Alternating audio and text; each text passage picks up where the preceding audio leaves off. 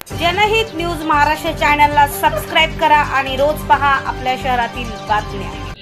आज जगाला युद्धाची नाही तर बुद्धाची गरज। सर्वांनी पंचशीलाचे पालन करावे। भदंत मैत्रेय। भगवान गौतम बुद्ध जयंतीनिमित्त गायकवाड पाडा येथे धम्मदेशना व भोजनदानाचे आयोजन। उल्हासनगर। प्रतिनिधी अशोक शिरसाट।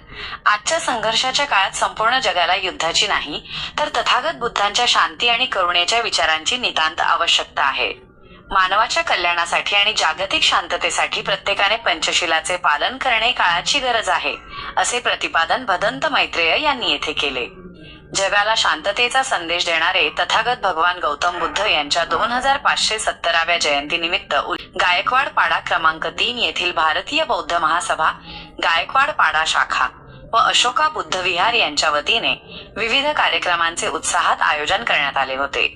यावेळी उपस्थित उपासक उपासिकांना धम्मदेशना देताना भदंत मैत्रेय बोलत होते। जयंतीनिमित्त बुद्ध विहारात तथागतांना सामूहिक वंदनेद्वारे अभिवादन करण्यात आले। त्यानंतर भव्य भोजनदानाचे धम्मप्रसाद आयोजन करण्यात आले होते। या कार्यक्रमाच्या अध्यक्षस्थानी अरुण शिरसाट होते।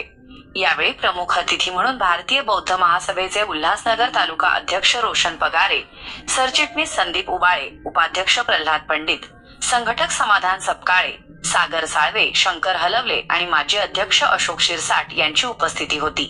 हा सोहळा यशस्वी करण्यासाठी गायकवाड पाडा शाखेचे सरचिटणीस प्रल्हाद शेळके, कोषाध्यक्ष संदीप कटाळे, उपाध्यक्ष प्रियानंद गायकवाड, सचिव बबन देशपांडे, संघटक शिवाजी जवजट, सदाशिव शेळके, परशुराम गायकवाड आणि मधुकर शेळके यांनी विशेष परिश्रम घेतले।